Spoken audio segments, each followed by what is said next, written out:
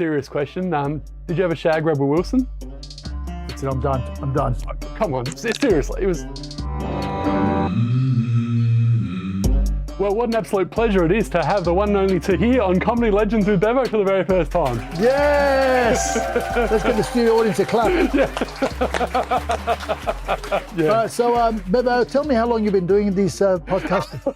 Hang on, sorry, you asked me the I'm question. asking you the questions, mate. So, now you've got a couple of shows at the Adelaide Fringe this year. Tahir, they're going great guns. Tell us all about them.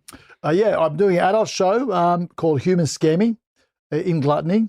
And it's 7 p.m. every night, and it's been a lot of fun. If you've been to my shows before, you know there's a lot of impro, loose. I discussed, like in this one, I'm discussing human psychology to the point of like, well, I'll probably, this would be a cue for your show, for the podcast. If you're late to my show, expect to come on stage and be interviewed, just like this, exactly like this. So I pretend the latecomer is a guest on my Tonight Show, and the Tonight Show music plays, the audience is all in on it. And it's very funny. Like that would be hilarious. Yeah, they go along with it. So if you're watching this and you come and you don't come late, unless you want to appear on stage. How have people found that? Because that would be pretty confronting. Like people react weird. Like, are you serious? I go, yeah, I'm deadly serious. The music's playing. Everyone, audience is clapping. They become a studio audience, and some of them go along with it. It's really nice. You know, others like really freak out. They go, I just walked into the tent. What am I doing on stage? You know what I mean? You just walk into the tent. Next thing they're on stage, I'm asking questions. They go, I pretend like they're like, you know, they come on every week, and yeah, it works really, really well. I do a bit of shit magic in it as well. But, you know, who doesn't love a bit of shit magic? And I discuss my stuff on social media. Like, so, you know, I get like a lot of positive comments, but I discuss the negative ones, which I like. Like, I don't like, but I'm intrigued by. So Tahir comedian, right? Tahir. Yeah. And for example, someone sent me a message on social media, said, and they started the conversation, and it was like, I didn't ever like anything you did, right? First comment, like it was like 5 a.m., which tells you weird, like why is he sending me a message? Yeah. So I thought, I always get intrigued by this sort of comments and people, because I would generally want to know, right? I go, okay, no problem. This is my reply. And bear in mind that he started the conversation. I say, okay, no problem, but not even one thing, right? Fair enough. Yeah. His reply back, why are you pestering me again? I said, hang on, didn't you ask the first question? Didn't you send the first message? Then I got blocked by him. He blocked me. So you get a lot of funny comments. I get comments like, oh, well, how come he can say the word wog, but we can't? Get over it, say it. Who gives a shit, right? Like just exactly. Yeah, you get really weird. I reply back. I don't care. I just reply back. But you love the keyboard warriors, then? Yeah, I don't love them, but I genuinely like to know, what their position is, or something. I don't know. That's maybe brilliant. they've got a sad. I got no idea, but no, I don't like the keyboard warriors. But I like to always find out what their angle is. You know. That's a great attitude, though. Yeah, because, But it doesn't worry me, honestly, Bev. It does. No. Some people, comedians get cut. Oh my God, someone said I wasn't funny. Who gives a shit? Exactly. You can't please everyone, can you? There's always going to be haters. It doesn't matter. You Yeah. know, like probably from even this show. I know there's thousands of people that love this show. There'll probably be someone going, "Oh, no, Bevo's show." No, you can't take it to heart, right? No, that's right. It's not for everyone. I mean, I reckon this show was just Look at the cartoon and everything. Look at that. It is when I've been to Mosh, though, and I've got a bit more hair. So I love it. It's beautiful. It is like a Tonight Show. It is a bit, isn't it? So, and the magician one as well, which is great because it's family friendly. It's all for kids and adults. It is family. Like, so it's called the World's Best Worst Magician. It's the second year I did last year. It was fantastic. It sold out, and I'm thinking, oh my God, these tickets are selling. They're on par with my adult show. Like if they start outselling my adult show, it's time for me to stop, right? But a lot of fun, and I realized that there were people from like Fat Pizza fans and different people coming through with kids. They can't come to my adult show because it's nighttime, no babysitter, what have you. So they turn up to this show with oh my God, fully sick T-shirts and different. I said, oh my God. So I get it. So they want to turn up, and they just bring their kids along, and the shows are been going well because I've been making all different ages laugh. So. A lot of kids' magic shows are done for the kids, which the kids are certainly entertained in my show, but I'm always giving a couple of bones to the adults. So they're having such a good time as well. They're not just sitting back because I've seen some other kids' shows where the adults just sit back and kids just scream and nothing else happens. But it's been busy. I've also been doing the Greatest Magic show as the ringmaster in Sam and Justin's show, who come to the Fringe every year, and I've been loving it. I'm the ringmaster. That's brilliant. I've got the hat on, the whole costume. So, but it also keeps me busy because I'm here. What am I doing during the day? How many times can I walk up and down Hindley Street or run the road? Go up there, see the pigs, see the big ball. Yes, I've seen it before, so I like to keep busy. Yeah, it's a great idea. Yeah. In terms of your shows, that's a really good. That was actually one of my next questions. In terms of preparation, research, you mentioned you do have a fair bit of spare time during the day. Is there a lot of time spent preparing for these shows, or are you sort of at the stage now when you've been doing it for so long where you just completely nail it and just go with the flow? Well, to answer that question, I'll tell you what I was doing today. Most of my today, and yesterday as well, when I came in and quickly packed, was spent on my Supercoach team. Hours and hours. And the tipping, because the AFL season is about to start. Yeah. NRL season started last week. So that's basically what I do during the day. See who I can fit in my salary cap, who am I going to tip, spend hours, and that's my preparation. That's amazing. I have done this show, a number of times, early in the Fringe. So I did 10 days, took 2 weeks off, and then come back for the last 7 days. So, but yeah, the preparation is done before that. But when the Magic show's on, there's a lot of lifting, preparation there. I thought, that's why I love stand-up comedy. That's my passion. Always will be. Not acting, just stand-up comedy is always my number one passion. Because you can just get up and talk about anything. Now, I just said that. I go, just listen to what I just said. What other job can you do that? No one puts any censorship. You can talk about any topic you want. You can make it about any theme you want. And it's you. You've got to take the risk, and do it. Whereas magic, I'm preparing. I got to get there in hours beforehand, set it all up, pack it all up. There's a lot of effort, but I don't mind because I love the kids' shows. But stand-up comedy, it always reminds me why I love it so much. And I'm loving it more and more. I've been doing it for, it's well over 2 decades now. But I'm enjoying it more and more. That's great. It's just, I don't take it for granted. I go, look, we're in a room, there's a couple of hundred people there, just seated, just waiting for someone to talk into a microphone. When you break it down like that, it's amazing. Yeah. It's an amazing profession. You're the center of attention. It's amazing profession. Yeah, and you got them for an hour and do whatever you want. I go, oh my God. That's so cool. Have you ever thought about what we're actually doing? People are actually doing hard work out there, like Rory. Yeah, that's right. He's doing hard work. Yeah, exactly. And you, Bevo, you're doing hard, but I never take it for granted, and I've ended up in really weird positions and shows, and I've done it all. Nothing surprised me anymore. It doesn't worry me, Early on, if you did a bad show or something, or the audience didn't like you, think, you get down a bit. But these days, it's move on. Just go with the flow. No dramas, yeah. Yeah. I give anything a go.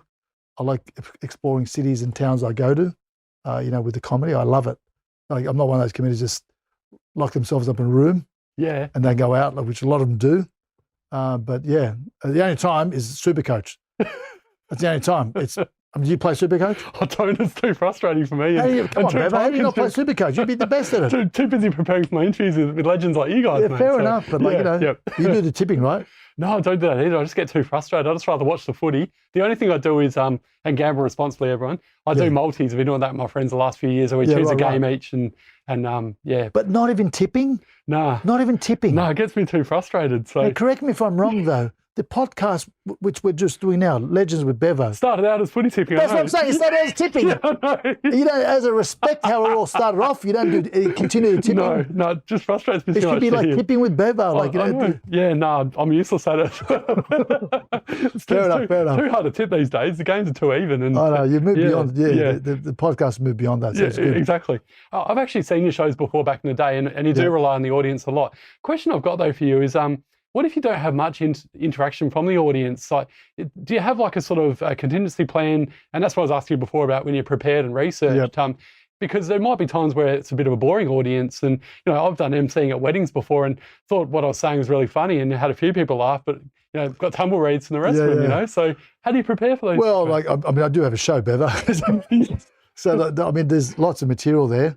And obviously, if you've been doing long enough, things trigger, it's like a filing cabinet. That's the best way to describe it, Yeah. So the filing cabinet material, and someone will say something, I triggered that remember that gag from 10 years ago or 15 years ago. throw it in there, whatever. Look, usually, and I don't pick on the audience. I just like to include them in my show. Yeah. Like, and I genuinely want to know who they are and what they do, and like, and what their story is. Like, I actually love it. And one of my rules is like, I don't talk to people like I know. People think it's all planned. I go, no. Like, if you came to my show, like after this podcast, you could come to my show. You could sit right in the front row. I would not talk to you. Like, I would not talk to you. Because I've met you, I know you. You know what I mean? Yes. I'm not going to say, hey, g'day, what's your name? What do you do? Well, it'd be too weird. Yes. So I genuinely want to meet people like, say, you'd be safe if you could turn up. Thank you. You would not. You could sit in the front row. I got stitched up the other night by Joe White. So did you? Yeah. Well, no, I wouldn't like. Yeah, it'll be too weird for me. But I like improvising. People laugh at stuff that you make up on the spot differently. So you can have a great gag or two, or great, stand-up perspective. But when you make up stuff on the spot, the audience really, they get it. They go, hang on, he's just making this up right now. So it's just for them. And when we do something with the audience and we improvise, they know that, hey, that's happening tonight. It's happening live. It's not going to happen again tomorrow. Yeah. So they go, look, we're getting something here on the spot. Something different each show. I like it. Yeah, it's not just someone just standing and talking about their remembered material. Like, it's different, and people appreciate that. And that's what I love. I love improv. Yeah. Love going with the flow.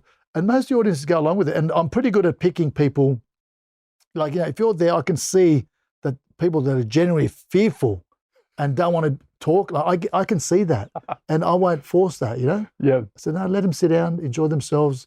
And yet others, they love to chit chat. You're nice, because other comedians wouldn't be the same. So. No, well, because they want to come there, let them sit down and just relax. Yeah. You can tell people that just generally, people are fearful of talking, like, and they don't want to be up there, or no problem at all. But there's others who really want to, get involved. That's fine as well. So, but yeah, I enjoy doing a mixed bag of my show. So Human Scare Me, for example, is, stand-up comedy, impro, like the latecomers, shit magic. I get on my social media messages.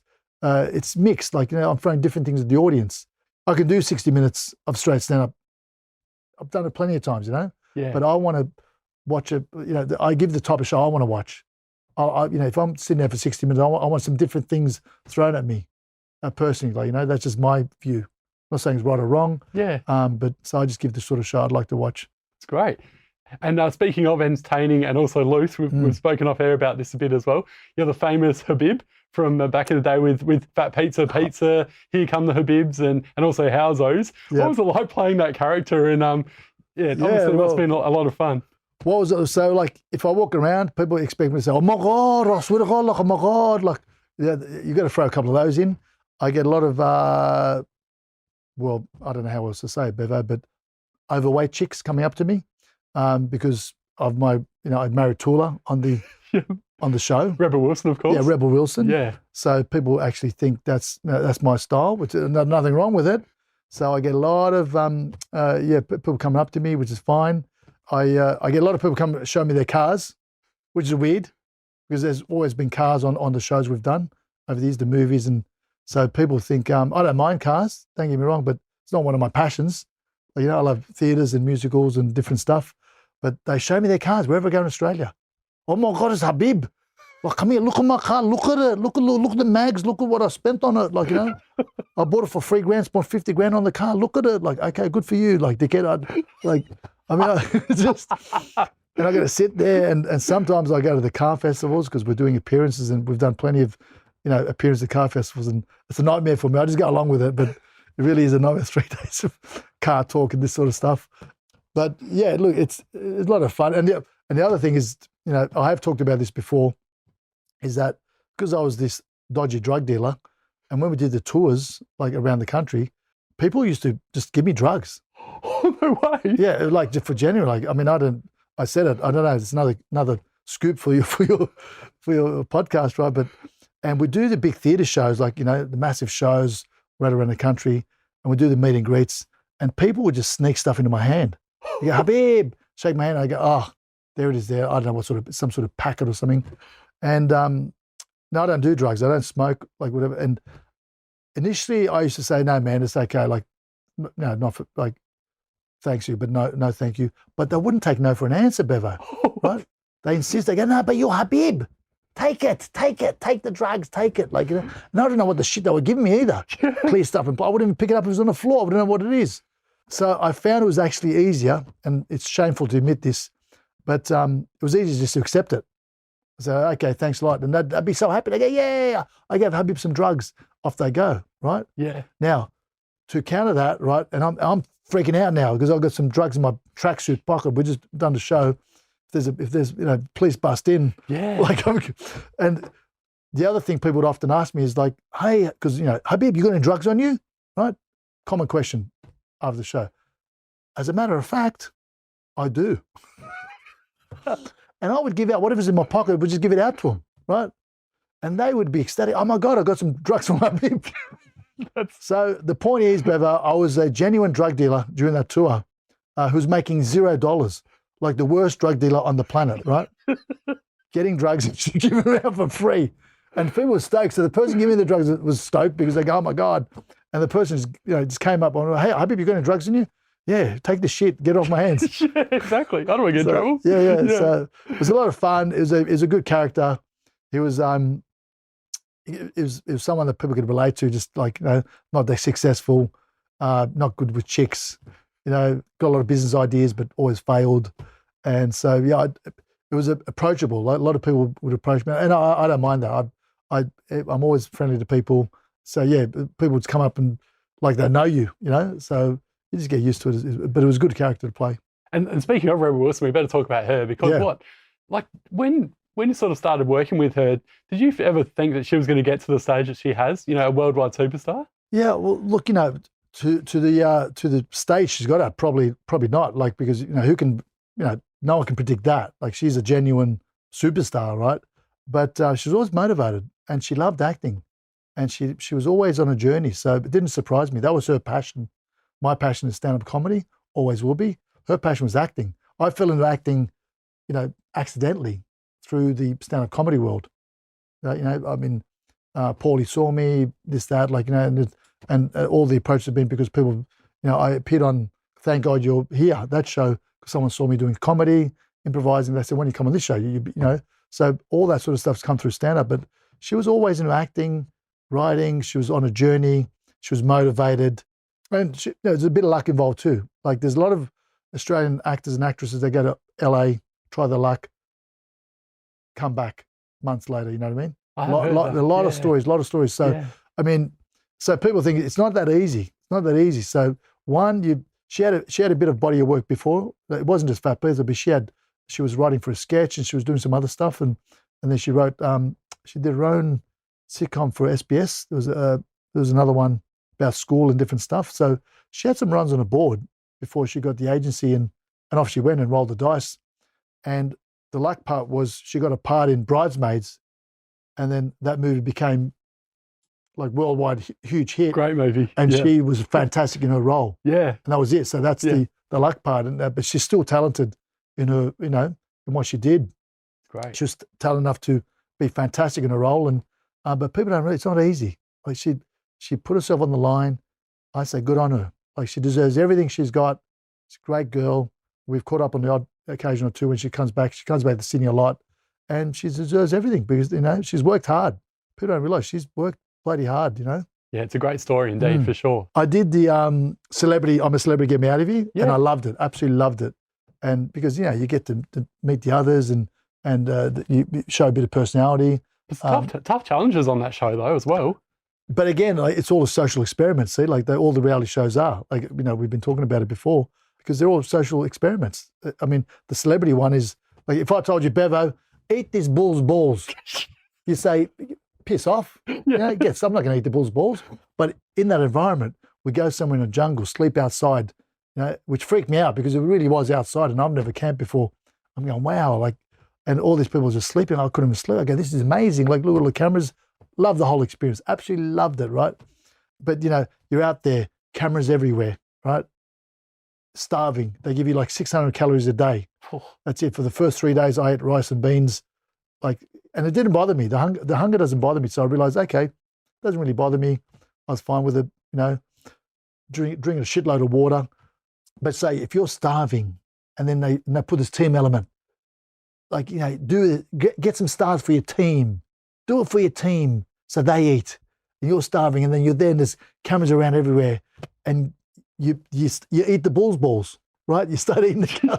Yeah. Normally you wouldn't do it. You go, no, I'm not going to eat that. But in that setting with the mindset and what they put you through, you just do it. You just eat it, right?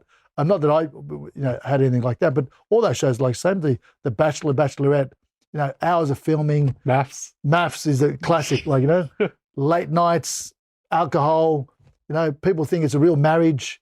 They go, yeah, it's real. Oh my God, she cheated on him. She cheated on him. Okay, they just met on TV. Relax. They go, what do you think, Michelle? What do you think?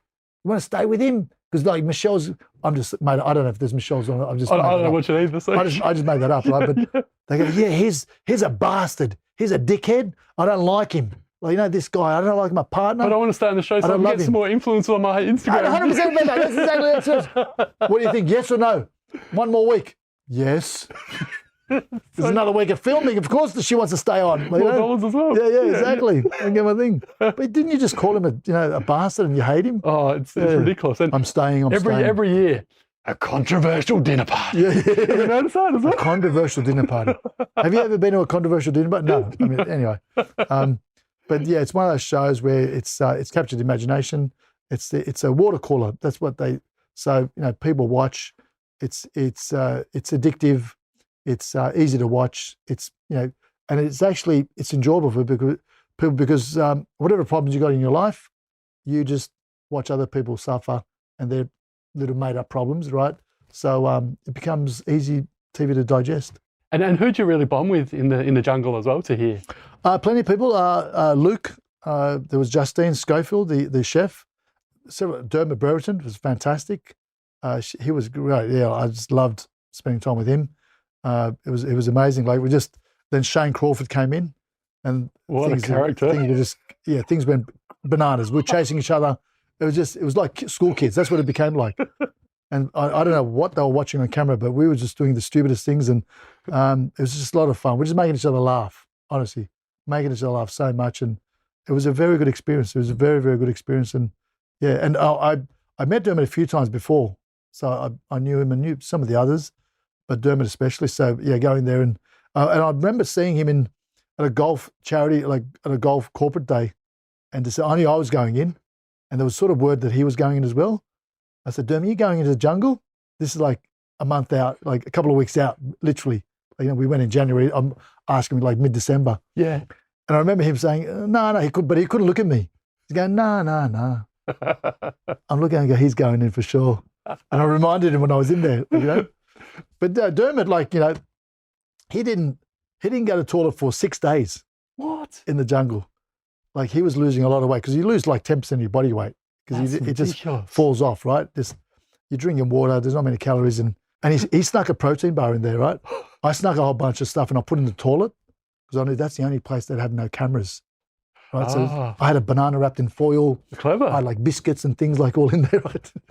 And, but they caught us out and I said, come on, leave everything, like bring it out, otherwise you're going to get punished. And Dermot stuck some protein bars in there and he really needed them, right? But he was sharing with us. So we'd go for a trail walk. And he'd say, Tahir, come here. Look at that thing over there and point, but he'd have a protein, like a little bar, and it's almost like it's closing my mouth, straight in. Like he'd shove it in my mouth. I'm laughing because I can't even chew the damn thing. I'm like, we're in a bush, and here's Dermot like throwing some protein balls into my mouth, right? Better than the balls at least. Yeah, better than balls. And then basically, yeah, he lost, and then so his body was using everything. It didn't go for 6 days and goes to me like, Tahir, I haven't been for 6 days. And we're discussing bowel movements with an AFL legend, 5-time premiership, toughest man in the sport. Yeah. And we're discussing, man, I said, keep drinking water, man, because his body was using everything. And finally, on the 7th day, Bevo, it happened. He went to the toilet finally. He went to the toilet. He had a bowel movement. And he comes and tells me, right, Tahir, I did a shit, right?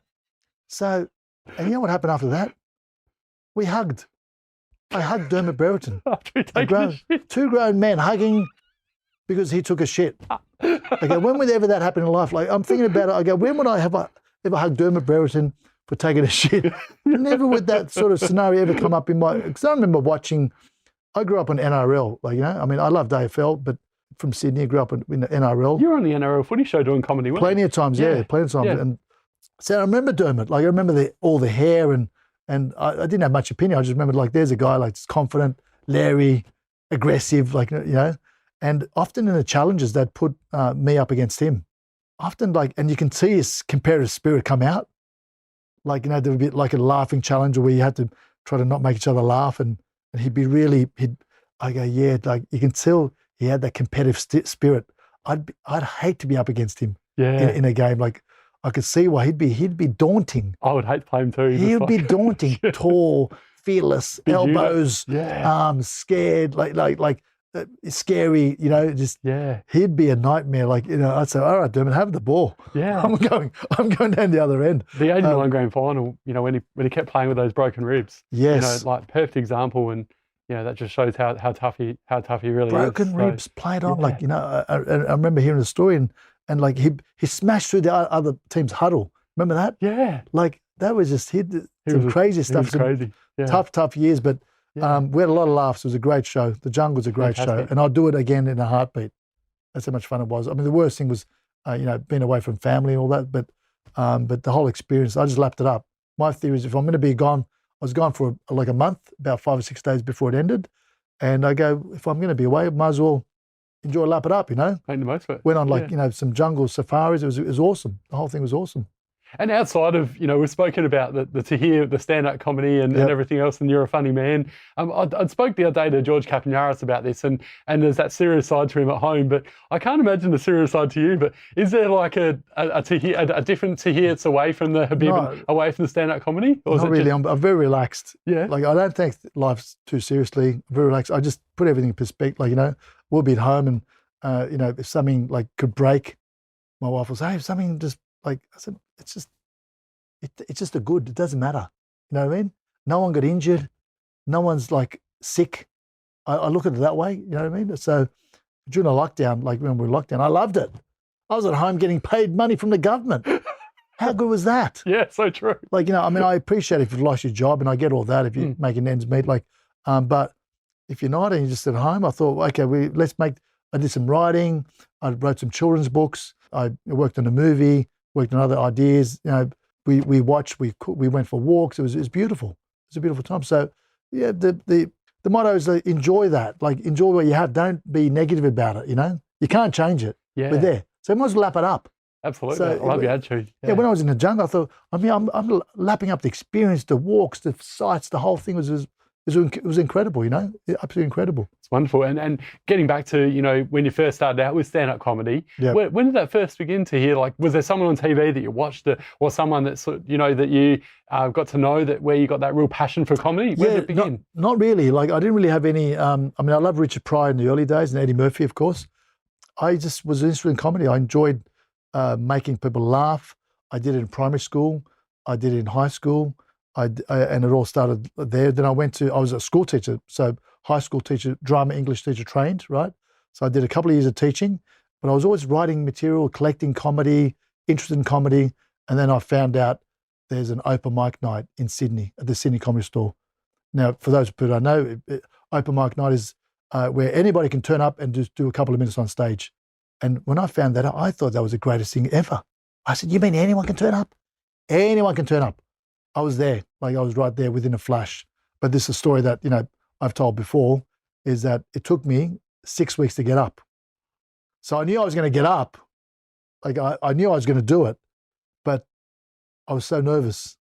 So I'd turn up and go, no, I'm just going to watch this week. I'll get up next week. And I'd come next week and I go, no, not ready. Not ready. Wow. Next week.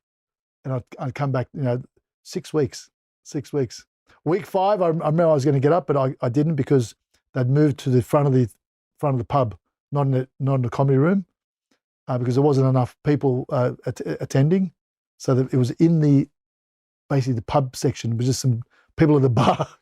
And I looked around and said, nah, I'm not getting up this week. This can't be my debut. So I came week 6 because I was pumped that week to get up. And week 6 was back in the normal room with some good numbers. And I finally did it. But 6 weeks to get the courage. That's phenomenal. to get up, you know. And how did that very first show go? It was pretty nervous. It went well. The first show went well. I had usual routine. Like I had my couple of mates, like most people bring a couple of friends with them, and they were there. They were pumped, you know. And I got up and they were laughing at anything, right? And that's fine. But the important thing was others were laughing. Like, you know, I could have given my mates a laugh. Yeah, I get that. They were there to support, but everyone else was laughing too. I thought, wow, that's a nice feeling. And I was away for 18 months. I went to basically every open mic night I could find. 3 times a week I'd be there. Like, people don't realize like what you go through, the apprenticeship you do. So nowadays, like some people might just blow up on social media and then they just do a show. Go on maths. Yeah, or go on maths. Go on maths. Now I'm a comedian. I'm a TV personality, whatever that means, right? I'm an influencer. Yeah, influencer. Yeah, that's the best one. Influencer, like, oh, look at this girl. She's had like 1 million followers, and this week she's up to 1.375. You know, what a wank. Yeah, honestly. Do you know what she has now? Yes, big tits. Like that's I mean, you know what I mean? Like that's. I don't want to be rude, but like that's. Like people go, oh my God, look at my followers. Yeah, all those bikini shots and things. They go, look at TikTok. You go on there and all the girls freaks following you, you know? Yeah, exactly. Yeah, unbelievable. So, but yeah, so it's I did 18 months of just all open mic nights. I remember clearly, just every open mic I would turn up, every comedy night I would turn up. Can I get on? No, okay, I'll watch. So I'd get up at a drop of a hat, you know, as much stage time as I can get. Well, Tahir, once again, before we let you go, plug your 2 shows and also your MCing as well.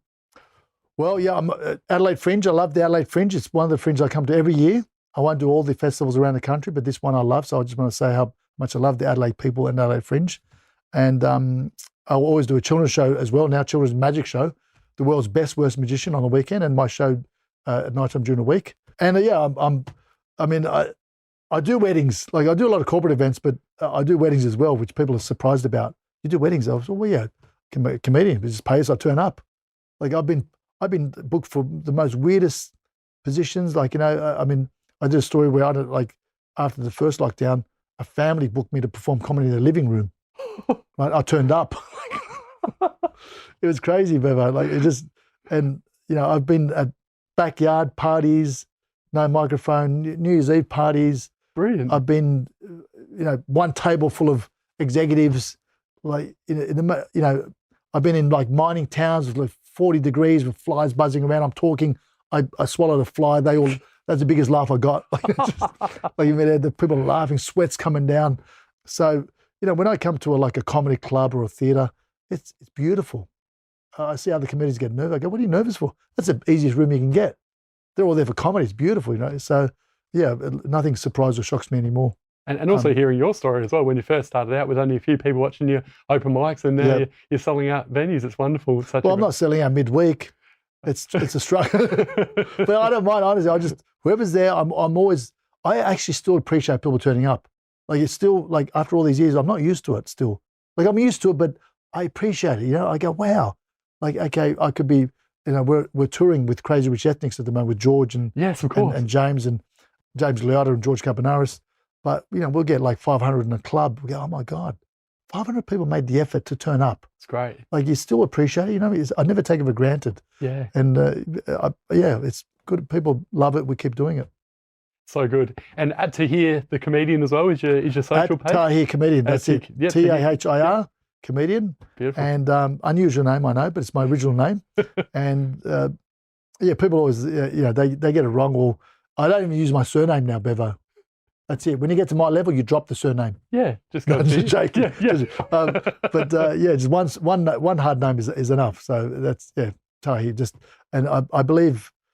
I think I'm the only Turkish background comedian in this country, like stand up. I've been trying to encourage a few others. There's a few others. There's Adil and there's a few others, but I'm trying to encourage the others. But the Turks, man, they're busy with work. Yeah, that's right. They're busy running businesses, kebab shops, Thai shops. They're busy on compo. They're busy doing stuff. And before I let you go, a big thank you as well to Andrew Lang from A-List for organising today's interview. And Tahir, thanks so much again for coming on Comedy Legends with Bevo. It's been an absolute pleasure. We could talk all day. Get on down to Adelaide Fringe and see your shows until the 20th of March. Thank you, Bevo. You're a good man, mate. You're a good interviewer. All right, we'll finish with a serious question. Did you ever shag Rebel Wilson? That's it. I'm done. I'm done. Oh, come on, seriously, it was.